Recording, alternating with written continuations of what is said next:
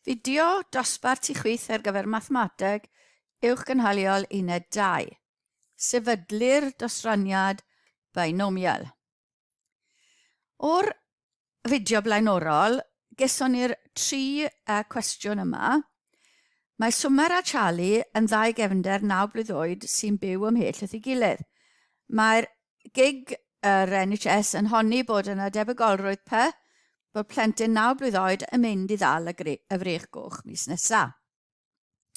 Boed i Z ddynodi nifer y cefndryd yma sy'n dal y frech goch mis nesaf, gan nodi unrhyw dybiaethau rydych yn gwneud gan ddefnyddio chateb blaenorol darganfyddwch dosraniad tebygolrwydd y Z. Felly, pa tybiaethau sydd gyda ni? Fod gan bob plentyn yr un tebygolrwydd ddatblygu'r frech goch, a mae'r digwyddiadau, mae Charlie'n datblygu'r frech goch a mae Swmer yn datblygu'r frech goch yn annibynnol wrth ei gilydd. A dyna'r tabl cawson ni. Felly 2 ohonyn nhw, a chi'n gweld oedd 1 minus P disgwyrio, sef y Q disgwyrio. Wedyn oedd 2 waith P ar 1 minus P, a wedyn y P disgwyrio. Amser oedd 3 peth yn digwydd. Mae Tim yn cynginio pryd o fwyd. Bydd yna debygolrwydd P, a bydd yn anghofio o leia 1 cynhwysydd pwysig. A fori, mae'n rhaid iddo fe goginio 3 pryd o fwyd. Boed i fyd yn nodi nifer y prydiau yma lle mae o leia 1 cynhwysydd pwysig wedi'n ngofio. Gan nodi unrhyw tybiaethau rydych yn gwneud ar gynfyddwch dosraniad tebygolrwydd fi. Felly tybiaethau bod Tim ar un tebygolrwydd o anghofio cynhwysion ar gyfer pob pryd mae'n coginio, a bod anghofio cynhwysyn mewn un pryd penodol yn annibynnol o anghofio cynhwysyn mewn unrhyw bryd arall. A oedd dynnu wedyn 3 pryd ond 4 canlyniad, felly dim un cynhwysyn cael ei anghofio mewn dim un pryd, felly oedd e'n 1 minus P, cwb, 2 gwaith P, a 1 minus P disgwyrio, 2 gwaith P disgwyrio a 1 minus P, a wedyn P di cwbo.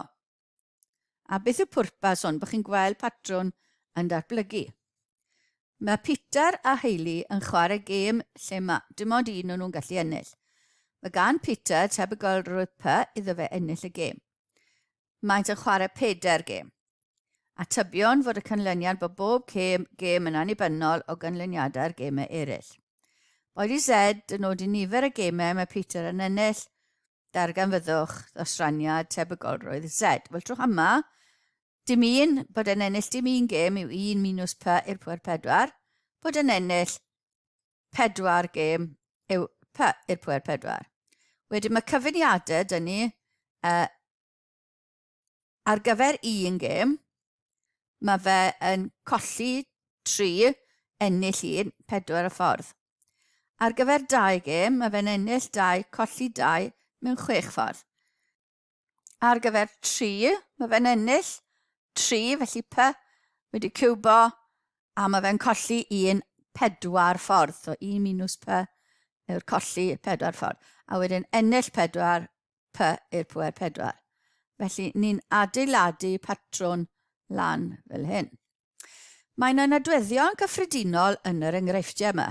Rydym y diddordeb mewn y dosraniad tebygolrwydd nifer y llwyddiannau S, mewn dyluniad N gwaith, N tro, dim ond 2 ganlyniad llwyddiant neu methiant sy'n gallu bod, a mae bob tro ar un tebygolrwydd cyson o fod yn lwyddiant ac yn annibynnol o ganlyniadau treialon. Felly, ar un cyntaf gyda ni, oedd 2 gefnder, y Z a nifer y plant sy'n dal y frech goch, 2 ohonyn nhw yn y grŵp, S oedd bod nhw'n dal y frech goch, neu un cyntaf yn dal y frech goch, yn erbyn F bod e ddim yn dal e, a tybio bod nhw ddim yn gweld ei gilydd oedd yr tybiaethau. Fi oedd y nifer y prydiau gyda cynhwysion yn eisiau oedd y bachan yn paratoi pridiau bwyd. 3 pryd bwyd oedd e'n goffo coginio gan Tim.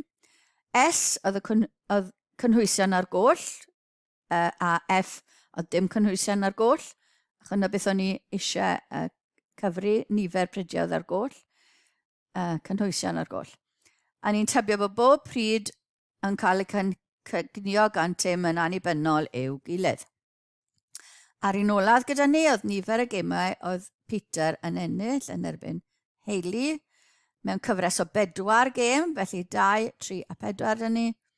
S oedd Peter yn ennill, F oedd Peter ddim yn ennill, a bod canlyniad bob gêm yn annibynnol o ganlyniadau'r gemau eraill. So dyna oedd pethau oedd yn digwydd yn y 3 enghraifft oedd dyn ni. Felly dyna ni, oedd Z gyda ni gyda 2, V gyda ni gyda 3, a Z arall gyda 4. Felly, os ych chi'n cofio triongl Pascal, y triongl Pascal yn cael ei ddechrau gyda 1 a 1, o dan y res yna, ni'n adol lan y 2, felly chi'n dychmygu 0 uwch ben yr 1 yna, felly mae 1 yn mynd i ddod yna, ador 2 uwch ben yr 1 a 1, ni'n cael 2, a wedyn ni 1 yn dod o'r ochr dde. O dan yr 1 a 2, ni'n adon o lan i gael 3. O dan y 2 a 1, ni'n adon gael 3. 1 ar y pen, achos 1 o ddiwch y bennau yn unig. O dan yr 1 a 3, ni'n cael 4. Rhwng y 3 a 3, ni'n cael 6. 3 a 1 yn ei 4.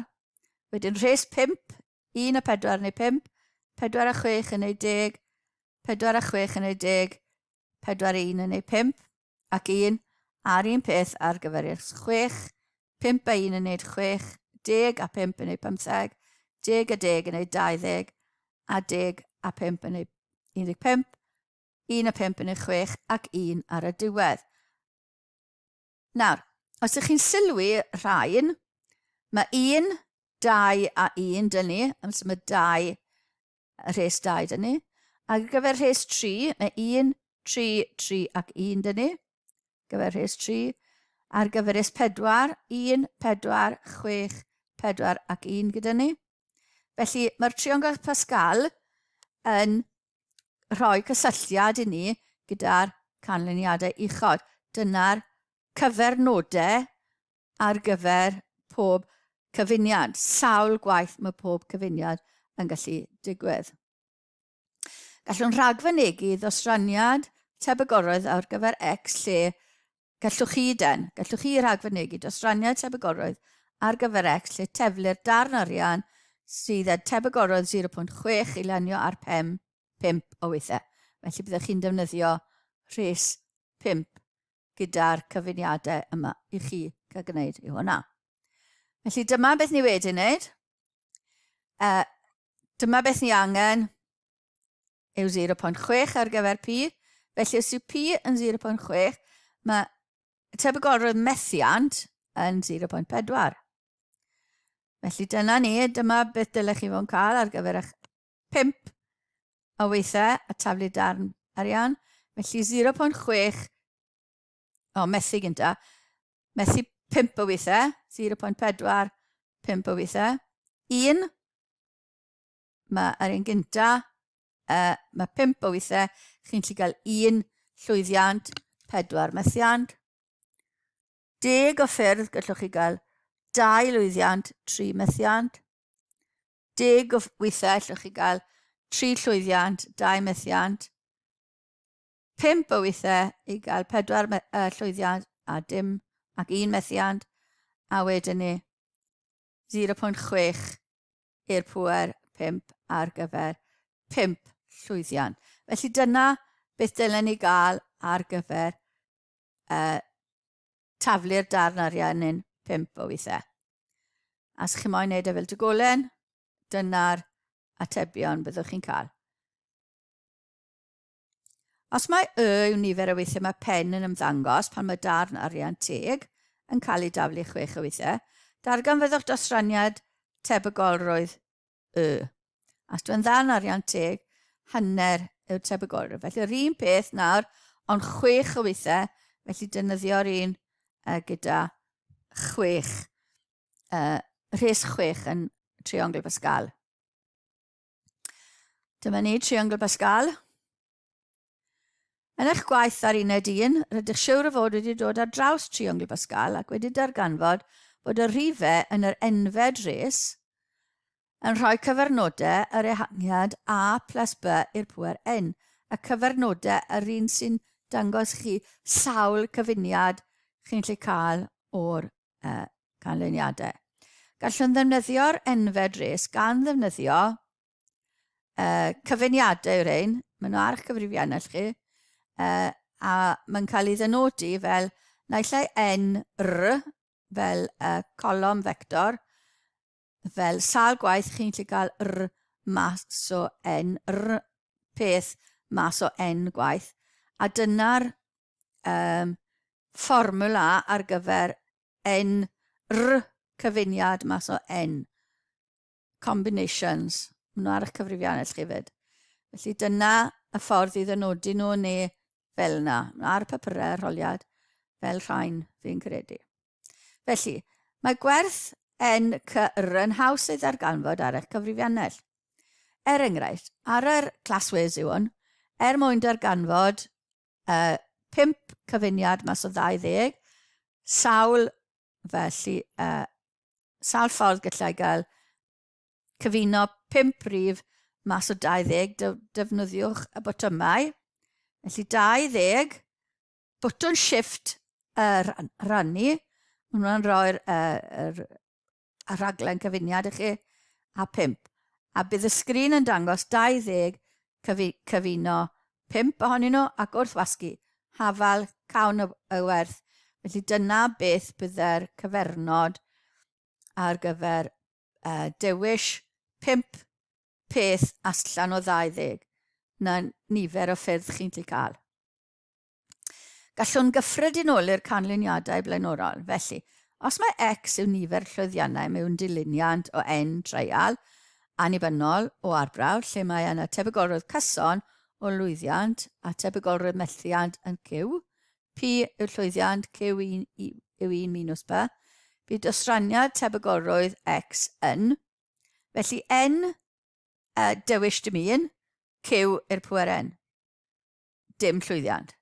1 llwyddiant, n dewis 1, p i'r pŵer 1, Q i'r pŵer n minus 1. 2 llwyddiant, n dewis 2, p sgwar, 2 llwyddiant, Q i'r pŵer n minus 2. Ar gyfer 3 llwyddiant, n dewis 3, p cubed, Q i'r pŵer n minus 3. Ac yn y blaen, yr un cyffredinol yn y canol, rhywle, bydd n dewis r, n cyfuno r, p i'r pŵer r, Q i'r pŵer n minus r. A'r un ola bydd n dewis n, mae n dewis n yn 1, a mae n dewis 0 yn 1. Mae'r ddoi pen wastad yn 1. A wedyn p i'r pŵer n ar gyfer tebygolrwydd llwyddiant n o weithiau. Gallwn grynhoi hyn fel tebygolrwydd x yn hafelu r, unrhyw un o'r x's bach yma. X fawr yw'r nhw gyd y gilydd, x's bach yw bob un yn unigol. Os y'n ni'n dewis rhyw n, rhyw r penodol, ni'n n dewis r, p i'r pŵer r, q i'r pŵer n minus r, neu gosod fel n cyfuno r, gyda'r un peth, neu os chi moyn gosod mae q yn 1 minus p, lle mae n yn 0, 1, 2, 3, lan i n. So chi'n gallu cael y rif, y cyfernod, ar gyfer yr n sy'n ar o'ch cyfrifiannell. Os oes gan yr hap newidyn x, y dosraniad binomial gyda parametrau n a p, n oedd y nifer o dreialon a p yw'r tebygolrwydd, lle mae n yn gyfanrif positif a mae p rhwng 0 a 1. Ac os yw y tebygolrwydd yr un ar ni chi wedi cael. I ni'n gweud wedyn ni, os dyma'r sefyllfa, ysgrifennwn bod x yn amrywio yn binomial gyda'r parameter n a p. N yw nifer y tafliadau a p yw'r tebygolrwydd. Os yw'r sefyllfa yna, mae x yn ddosraniad binomial a dyna sut y ni'n dynodi fe. Os mae x yw nifer llwyddiannau mewn dilyniant o dreialon annibynnol, lle mae pob tro a'r tebygolrwydd cyson p o lwyddiant, bydd x yn amrywio yn binomial n a p. Gwahanol ffyrdd o sgrifennu nhw. Enghraifft, mae angen i David wneud arbrawf aml ddewis gyda 30 cwestiwn, a pob cwestiwn a 5 ateb posibl. Yn anffodus, nid yw David wedi adolygu at y prawf yma o gwbl, felly mae'n dyfalu bob ateb ar hap. Felly darganfyddwch a tebygolrwydd i fod yn cael yn gwmws 6 cwestiwn yn iawn ac yn gwmws 10 cwestiwn yn iawn. 30 cwestiwn, 5 dewis o atebion. Bod i x ddynodi nifer yr atebion cywir. Felly mae'n 30 cwestiwn, 5 ateb posibl, felly bob un ar un tebygolrwydd o fod yn gywir, felly mae fe'n dewis ar hap 0.2 yw'r tebygolrwydd.